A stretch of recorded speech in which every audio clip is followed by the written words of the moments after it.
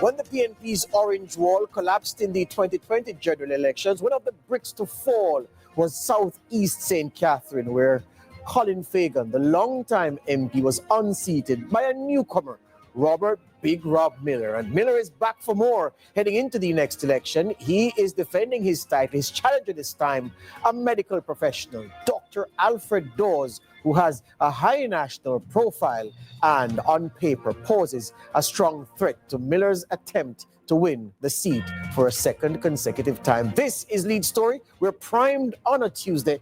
Let's start the show.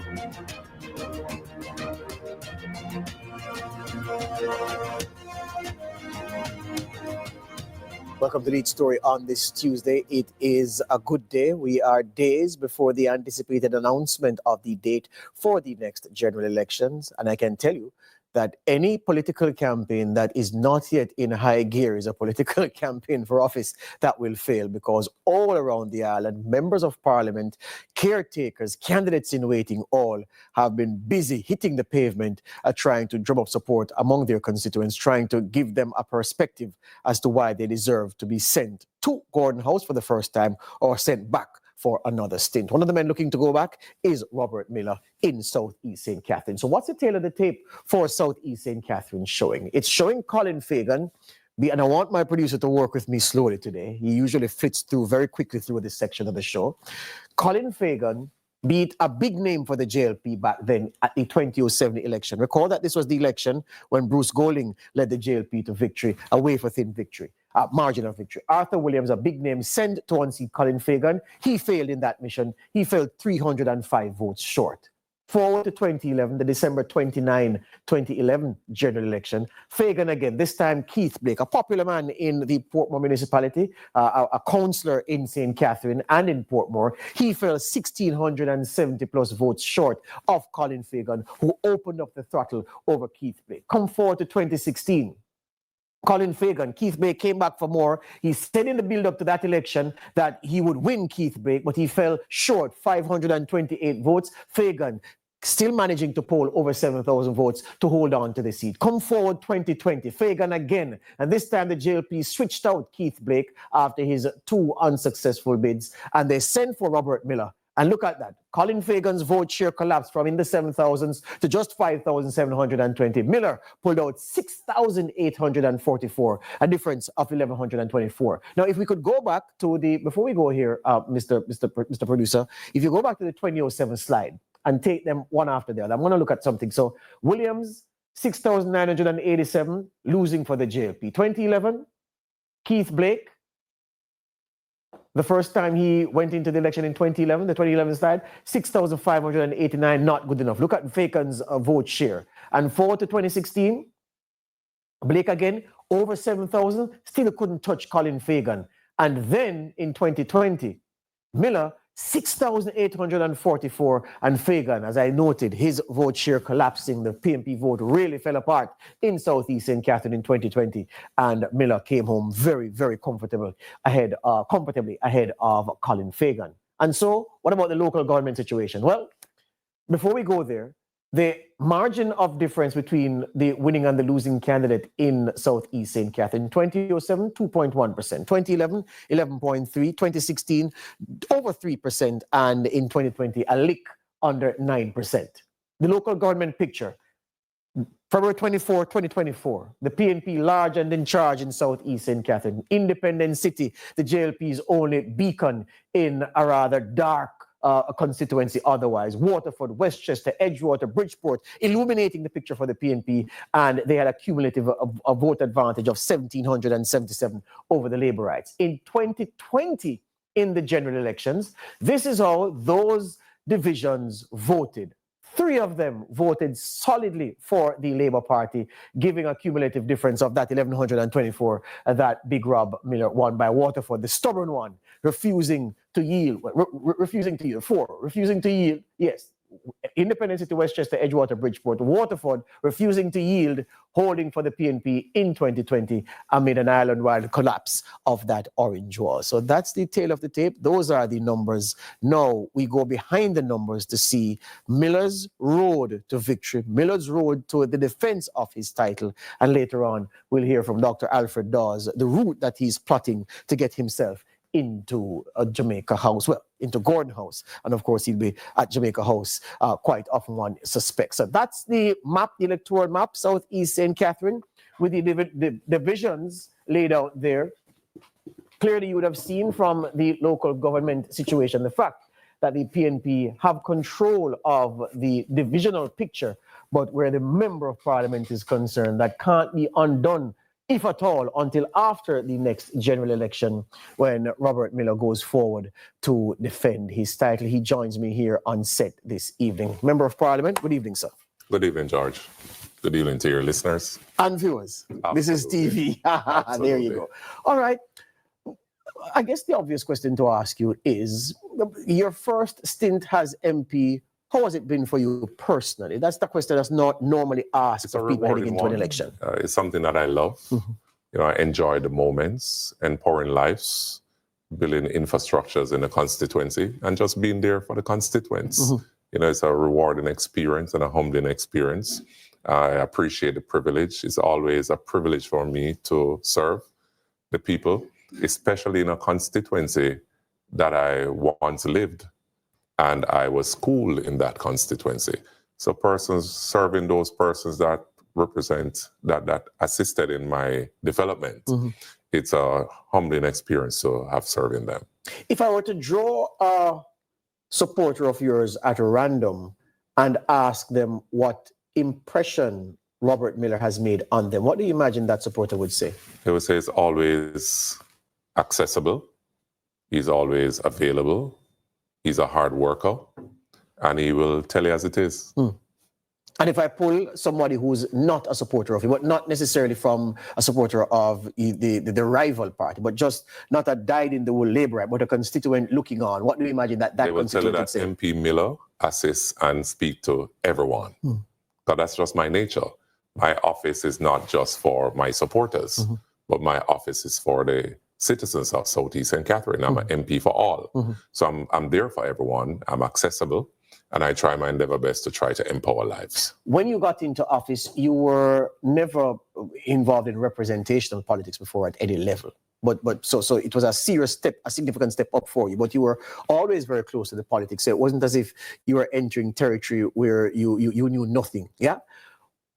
Explain to my viewers how you made the adjustment as a first-time Member of Parliament with responsibilities to various divisions, people from both sides of the political aisle, people who were apolitical, having to serve all those interests. Talk to me about the strategy that you and your team laid out to serve the interests of the people of Southeast St. Catherine at the start. I've always been involved in leadership roles, mm-hmm. from high school, Bridgeport High School, the best alma mater in the Caribbean. I have always been in leadership roles at university, at the university level and at the national level.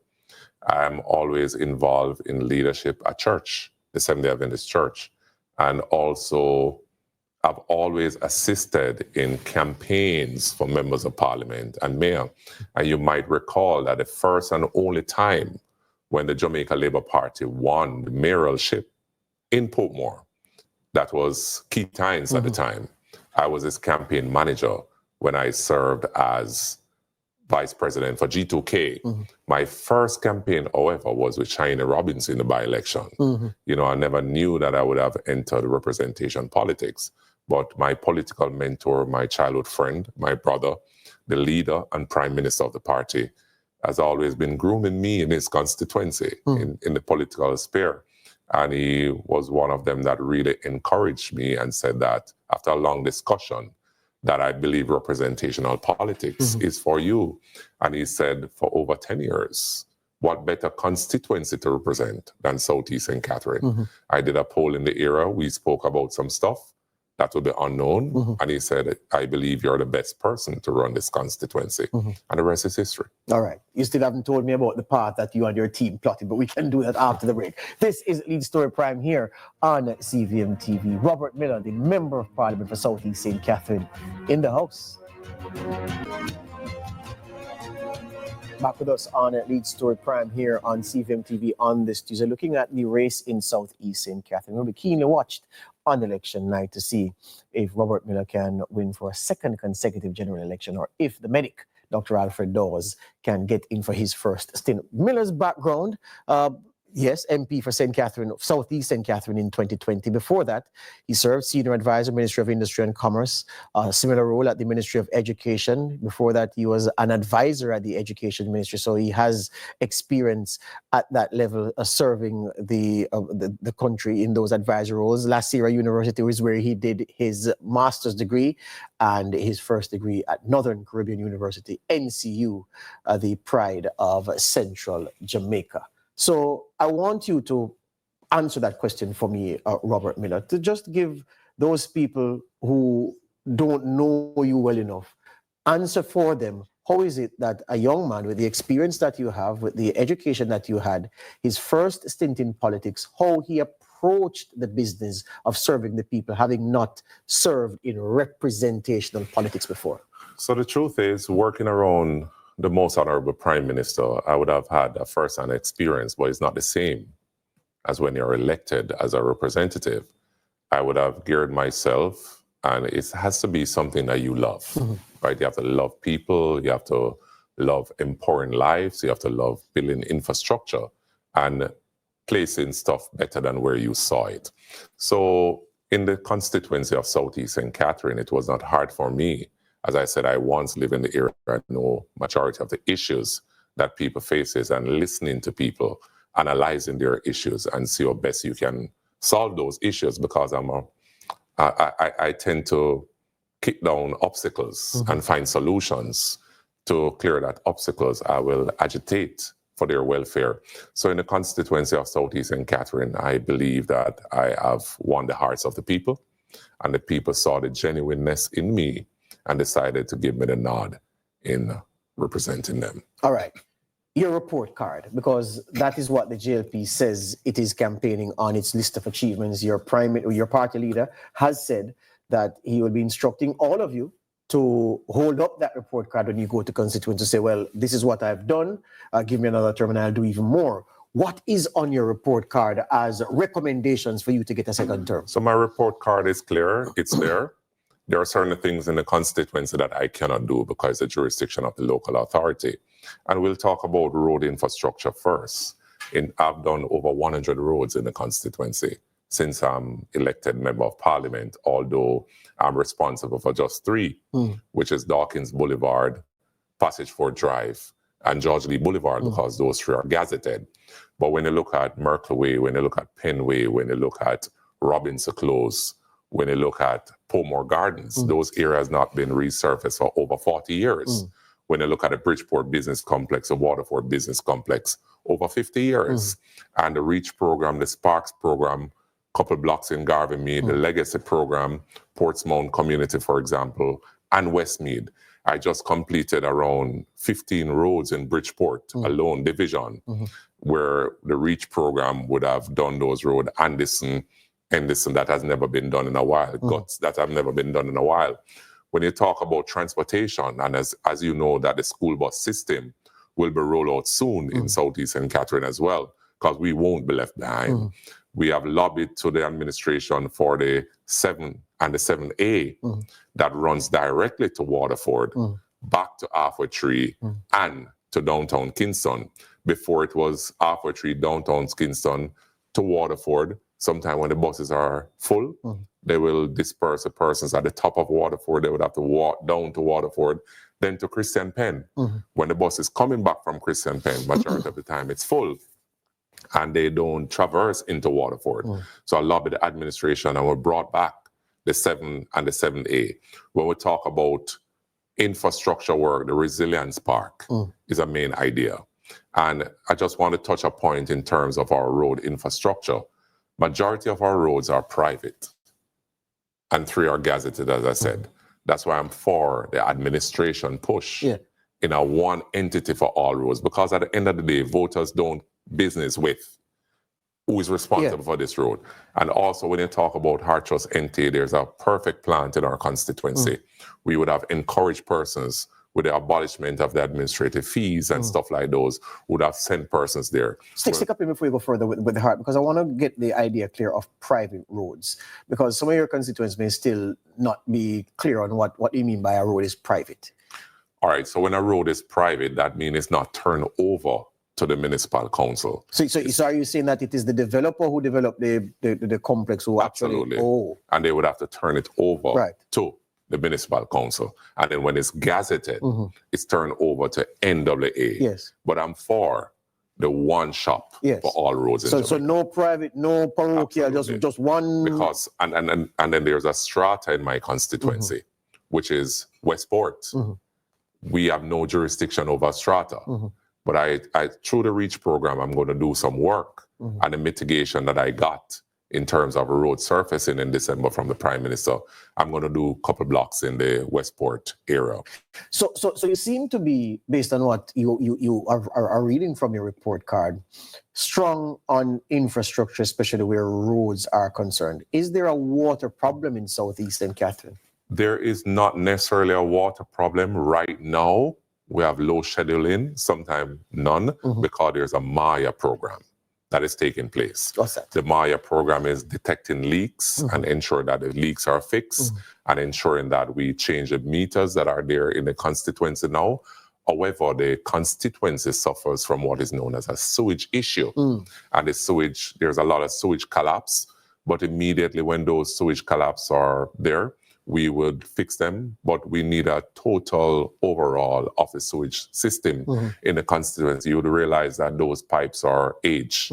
They're over 50 years, and majority of them are asbestos. So we try and endeavor best to ensure that we agitate for the citizens to ensure that we change the entire surface, and that is on the agenda. When you talk about the stoplights, you know, the municipal council assisted as well. I would not say that they did not. Yes. But that is something that I lobbied for right at Pomore Heart Academy. There has been many accidents over the years. Currently, there's a stoplight there now. That is something that I have written about. It's currently there now. We have widened the roads to give filter roads, to give ease in that section. And also there's a stoplight that is being installed currently at the Independence City area, right in front of Caymanas Park.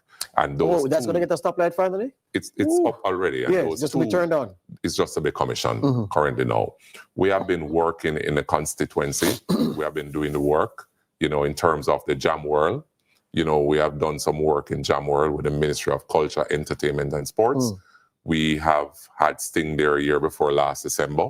And we're going to revamp the entire Jam World to turn it into a 24-hour entertainment zone. So all right. So infrastructure, big, and you're working on Jam World. You mentioned something about heart. What is it that you've not done? There's a lot of stuff that I've not done that I'd want to do. Like what? I'd want to solve this sewage issue once and for all. It's a nuisance to the citizen. I want to relocate the Waterford Health Center. We have outgrown the space, and the persons must be served in dignity and comfort. That is something that is high on my agenda. I have a plan to develop Port Henderson Road, affectionately called Back Road. Yes. You know, talk to me about that plan, because I've heard you on this, and I've said to myself, well, the goods and the services that are traded on Back Road are not. How do we say it? Are not. It's an illegal trade, because it all depends what goods and services you're referring to. Well, all right, the flesh side of the business. You mean the fish at Jolly's? Not the fish at Jolly's, or the fish at Andre's or the Old LaRousse, not the fish. We all know, MP Miller, there's a rip-roaring trade in services and goods on Back Road. So I'm saying, how do you impose order on a stretch that has thrived in being left alone to its own devices because of the main source of commerce on the strip? The reality is that somebody has to take a bold step. You can't allow, for me personally, and this is personally, I have a serious issue when persons are driving, traversing that area, especially with kids at nights and being exposed to stuff like those, right? So my plan is to rebrand the entire area, bring in a lot of lights like Las Vegas to give that feel. Then chances are those persons will remove from the strip. We have to deal with development and ensure that we bring development to the people. So especially New Forum Fishing Village, we wrote to the Ministry of Agriculture and Fisheries, and we're going to start some work there as part of the development of the Port Enders Road, which was approved to do the Farm Road program in the fishing village. And that's a big thing that has never happened in the constituency. We want to implement Park and Go right around Port Enders Road. Park your cars, you go on the ferry to downtown Kingston or to Port Royal, ecotourism. We have Twin Sisters Cave over Portmore. We can bring tourists in, even into the community. We want to ensure that we have a statue, and it's something that I'm passionate about, a statue welcoming to Portmore, the first mayor of Portmore, George Lee. We want to ensure that we have a Hall of Fame star on the stretch. We want to ensure that the place is bricked, artwork, etc. So hold on, just let me get you clear. Your plan for the for the development of Back Road and its environs, it is not to legalize the flesh activity. It is to make the area commercially friendly, is what I'm hearing you say. It's illegal in Jamaica. It's not my intent to legalize the activities that are happening there. It's my intent to ensure that each facility around Port Enders Road, anybody can enter those facilities and have a nice meal with live music, entertainment or arts, and feel safe. So you want to make that into Portmore's entertainment hub, right? Absolutely. But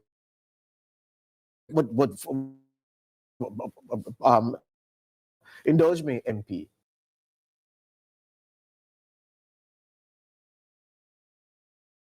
And services underground, are you? How do you reconcile having to displace those who are now on the strip doing business? The truth is that it's illegal on our books.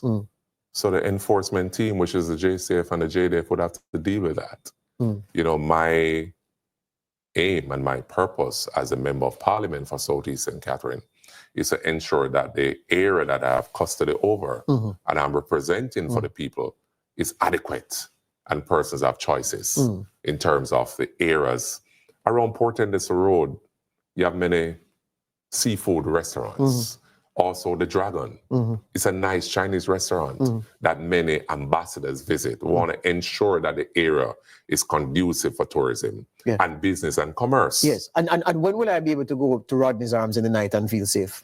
Well, Rodney's Arm is not on my constituency. Oh, where's that? So it's funny because Rodney's Arm... That's South St. Catherine. The kitchen is on South St. Catherine and the dining area is on South East. I need to call my friend Fitz and ask him. There you go. You know what? I'm gonna take the break and come right back and give you the chance to wrap. This is Lead Story Prime here on CVM TV, the Member of Parliament for South East St. Catherine, Robert Miller, making his case for re-election, talking about projects completed and things that he says he will prioritize if he gets a second term. Robert Miller, your opponent. What's the state of the relationship on a personal level between yourself and Dr. Alfred We have Dawes? a very good relationship. We have a cordial relationship. It's not somebody I would call and say, let us go and have dinner.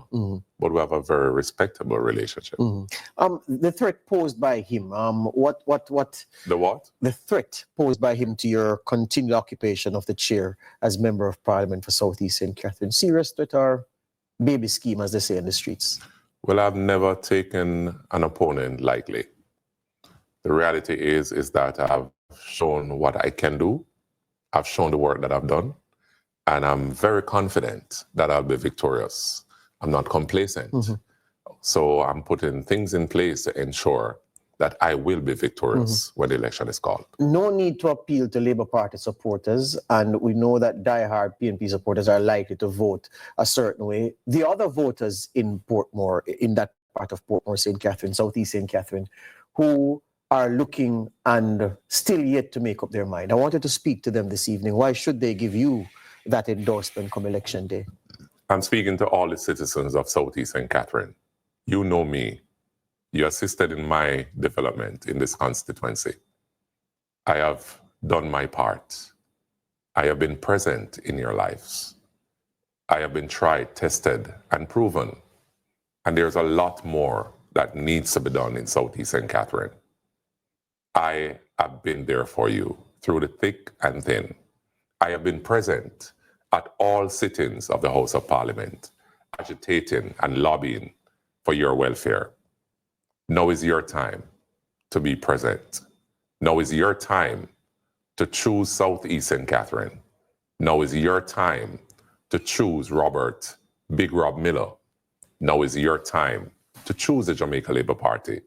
As together, we will continue to build our communities, and we will continue to build a better Southeast St. Catherine.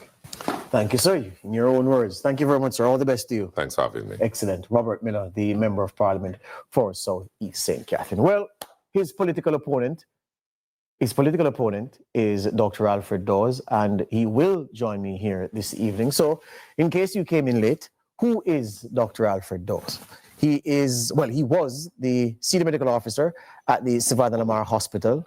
2015, he was president of the Jamaica Medical Doctors Association, general consultant at the Clarendon Medical Center, senior registrar, general surgeon at the Spanish Town Hospital in St. Catherine. And the name Dawes is synonymous with medicine because his father was an outstanding man, Dr. Winston Dawes, a man of sport as well, and a man who distinguished himself as a medic and as a sportsman, a sports administrator of outstanding, of repute, let's put it that way. And Dr. Alfred Dawes follows in those footsteps. He will join me here, MBBS at the UWI, and his, DM surgery from the same institution. And he's playing for all the marbles on election night when on election day when the polls are open, and he says he is confident that when the ballots are counted on election night, that his name will have the most votes beside it. Just give me back that graphic again, Mr. Producer, showing the parties and their historic performance in Southeast St. Catherine over time. See, 62, 70, the JLP have won 3 contested elections. Recall, of course, 83, the PNP boycotted when Michael Manley refused to contest the election on what he said was a highly flawed voters list. So 3 victories for the JLP in contested elections. 1983 was a walkover. Apart from that, though, it's been all PNP in Southeast St. Catherine, which is why at the top of the show I said when the PNP's orange wall collapsed on election night in 2020, Southeast St. Catherine was one of those bricks that fell as well. And you get the sense that there are some seats, if they stand up, then the party will hold up.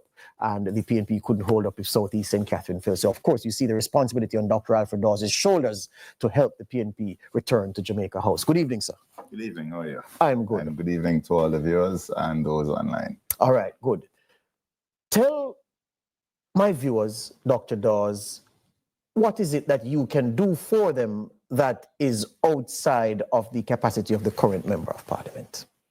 Well, it's hard to compare without checking on the Member of Parliament's report card what I will be doing that's different. But the truth is that what I bring to the table is more of a community-centered approach to representation, meaning that I've spent the last 2.5 years building personal relationships with the community members, the area leaders, the block leaders, and I understand their concerns. And what I'm going to do is to strive to listen to what they are saying, what their needs are, not what I want to impose on them. I am also going to focus my efforts on using the CDF to make the close lives, the close neighborhood, the proximities of the different houses and streets and communities a little bit better, rather than focusing on just the major projects, as is the case with this government. And to put that in context, we're seeing where we have a $4 billion park that is being done by the national government in Portmore. But then you have a lot of smaller parks that are no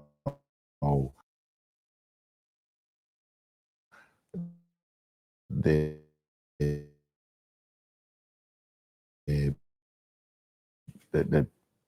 playing ground for idling, Up to no good. Up to no good. Cars there, overgrown shrubbery. And the truth is that the segregation between council, councillor, and MP needs to end. And what we believe in is a join-up government where the councillor's allocation, the MP's allocation is pooled together. So whether it is a parochial road, a private road, or a gazetted road, that road needs to be fixed, it's going to be fixed.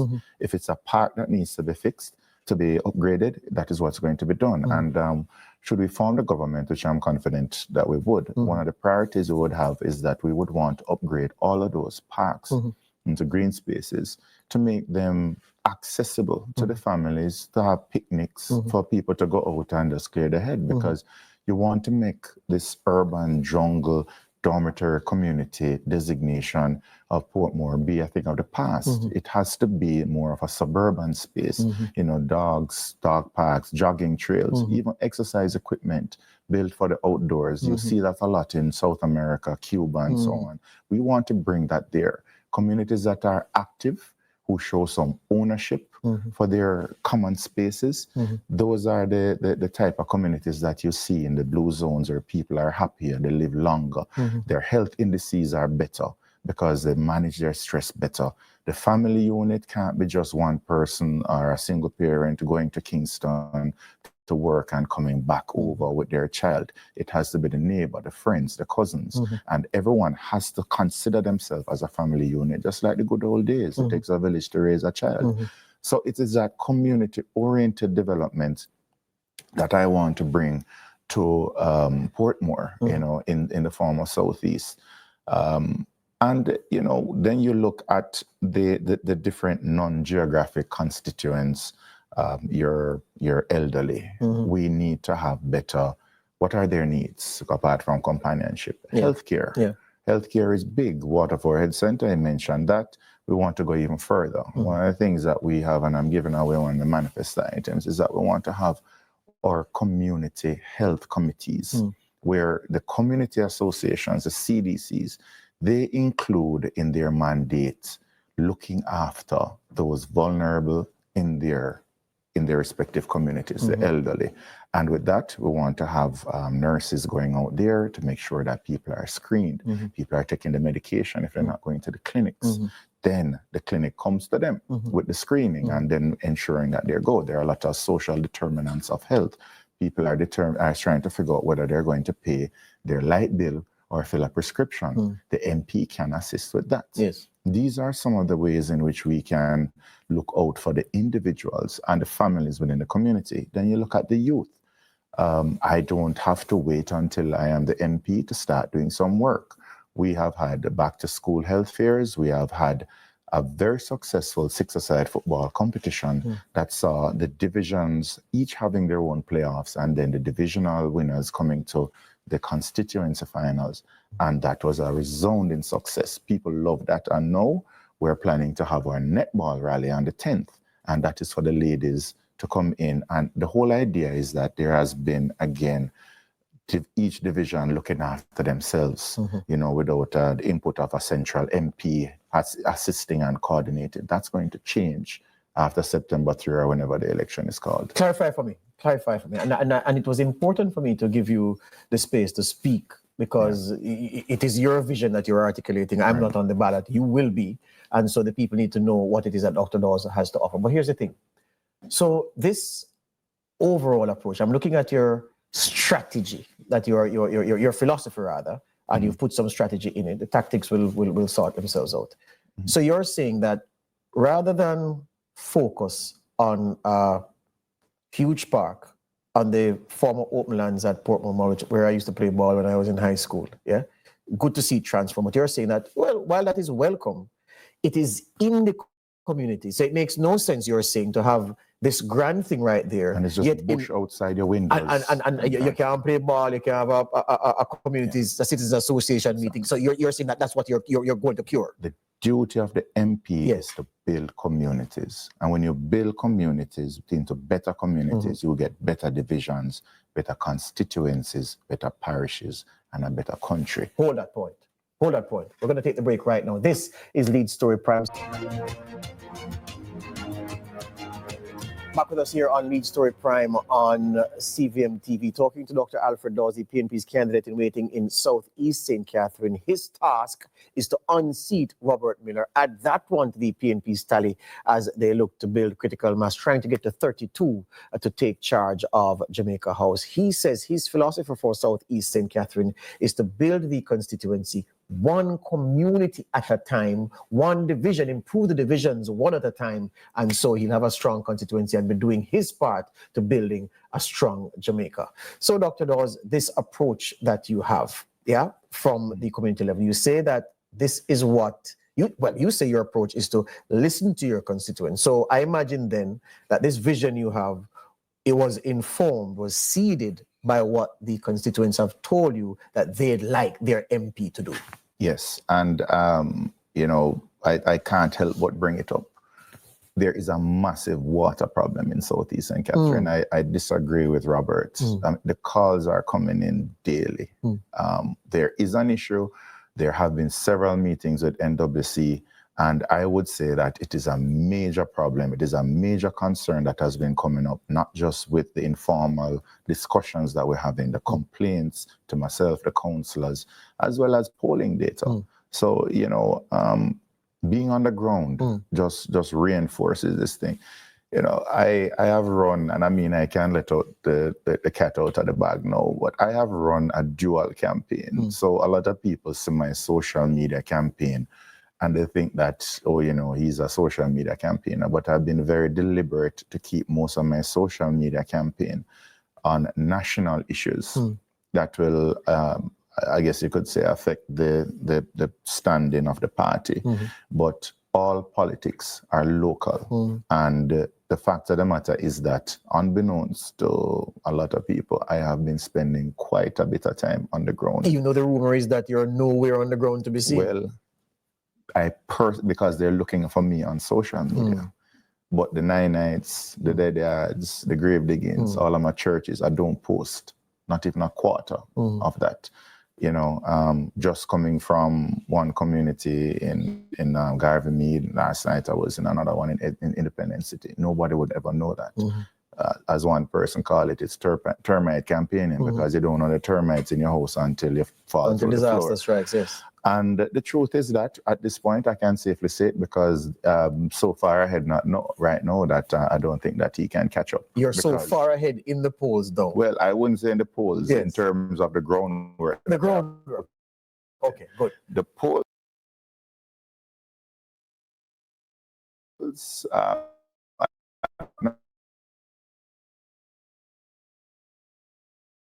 and I ahead not and relax on relationships that I have. There are several communities where if I start walking with 2 or 3 people, it's about 20 people behind me, and the truth is that being there for the people, being with them when they're flooded out, taking off my shoes and walking in the water, they understand these things.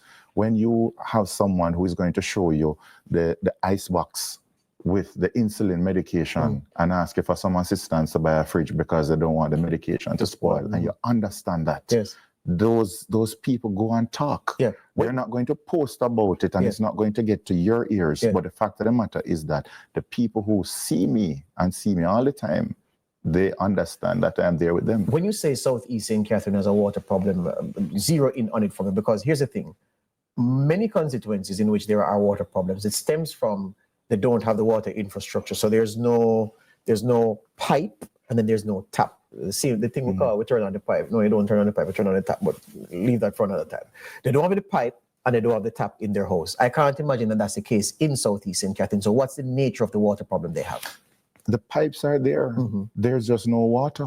Because of rationing or because of just no supply? There has been a plethora of different reasons. The NWC has probably been the agency that has been called to most of the community meetings, to discuss the sewage. Yes, we understand that there's a aging infrastructure with the clay pipes collapsing and so on. But beyond that, even with the newer pipes that are in place, the lift stations go down because they don't have redundancy with the pumps. So there's a sewage problem, but we know the issue with the sewage problem. With the water problem, we can't say, because you'll hear that, the distribution thing, there's an issue over there, there's an issue there, but the problem is that people can't take a shower. They have to be bathing in bath pans. Right now, I just got a message before I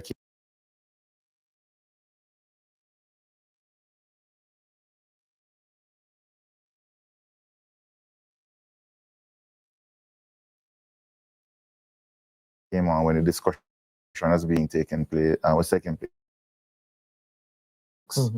Because of how pressing the issue is. And a lot of people are coming to me and asking if I'm going to be giving out black tanks as well. I don't have that privilege. But as Audrey Marks would attest. But the fact of the matter is that people just don't have water in the pipes. We have developed a lot. We have expanded a lot with the same infrastructure. And NWC, and I mean, it's such an issue that at one point there was some discussion about getting a lawyer involved. But the people are that fed up. So those are the questions that need to be answered, and we plan to confront them head on. On the point of confrontation, what's the beef with Dr. Chris Tufton, the health minister? There's no beef. I feel passionately about health. I've served at various levels, from a junior doctor stage to I was, president advocating for the rights of patients and doctors against PNP at the time, as many people like to remind me. I was the head of Sab Hospital, and the fact of the matter is that if you look at the individual experiences of users of the healthcare sector, if you look at the workers of the healthcare sector's experience, and you look at the indices that are being reported internationally, the maternal mortality rate, the infant mortality rate, the neonatal mortality rate, those are all going up. If you look at the life expectancy, that is going down. And what has been said repeatedly is that it is just a massive cover-up and PR. And the truth is that a lot could have been done, but was not done because of the approach that was taken, where it was a marketing centric approach towards healthcare. And I mean, it's not a beef that's personal. I mean, I used to hang out with Chris, and we used to be pretty good friends, but he doesn't listen. And the health minister doesn't listen. Well, I mean, when advice is and I'm not saying that I'm an expert, but I listen. And when people tell you that, for example, you see all of the appeals. Every time somebody needs surgery or somebody's in an accident, there's an appeal on social media for blood. And then you hear that Jamaicans don't like to give blood. But then when you hear from the people on the ground how difficult it is to give blood, all you need to do is have more blood collection centers, rather than saying go to this specific hospital between the hours of this time and that time. And it is such an inconvenience, and there's so much friction. As a marketer, he should know that behavioral change means that you should have the shortest, easiest path to the new behavior. Do you believe that the manner in which you approached and executed your concern about that drill, that it served to blot your copybook? Why, a lot of people told me not to talk about the drill. But the fact of the matter is that I knew I had my evidence, and a lot of the evidence that I have, I still keep close to my chest. A lot of the investigations that are taking place now is not ready for public. But you would agree, though, Dr. Dawes. But so when they came after me, and they came after my integrity, and I mean, even you, George, you said some things that you ought to. No, but hold on. You see, today, you will be asked to take back. No, hold on. Today is the day for you. I'm not interfering with your articulating your message to your constituents. But hold on. You would agree that evidence that you hold to your chest is not evidence. But I have presented clearly the evidence, and I presented the invoices, I presented the price comparisons, I have pointed in the direction of the way in which the process was sabotaged, meaning that internal costing, and I can't share now that the initial internal costing was near $12 million, and then it went up to $32 million, and then by chance, the bid came in at $31.4 million, and it had just enough redundant parts, it had just enough attachments split up when it should have been bought as a set and priced in such a way to get you to that 31.5. So it is highly suspicious, and my lawyer says that it speaks to, or one may allege that there may have been a compromise of the process. But I'll leave it at that. But when they start to attack my integrity, that is when I have built my career on my integrity. When I say something, I research it and I make sure that it is because I'm out of time. I have to give you the last couple seconds. Speak to the constituents. Tell them why the only choice is Dr. Alfred Dawes on election night. I am new and different. I bring no baggage to politics. I have no preconceptions of how a politician should behave. You have seen me around for the last 2 years or so. You understand that whereas you may see me on TV and in a suit and tie, I am still the same one who is going to be sitting down on the sidewalk beside you, or I'm going to be in church, I'm going to be attending the graduation. So I understand what it is that you're feeling, what it is you're going through. I understand what it is you require of leadership, and I am committed to developing your communities, to taking care of your elderly, to giving your children hope, and to make sure that your surroundings are one that you want to go home to after a long day. Yeah, speaking on behalf of himself and speaking well, Dr. Alfred Dawes, the PNP's candidate in waiting in Southeast St. Catherine. He has a big job on his hands come election day. That's for Lead Story Prime. I make way for Orville Higgins with Fun Central.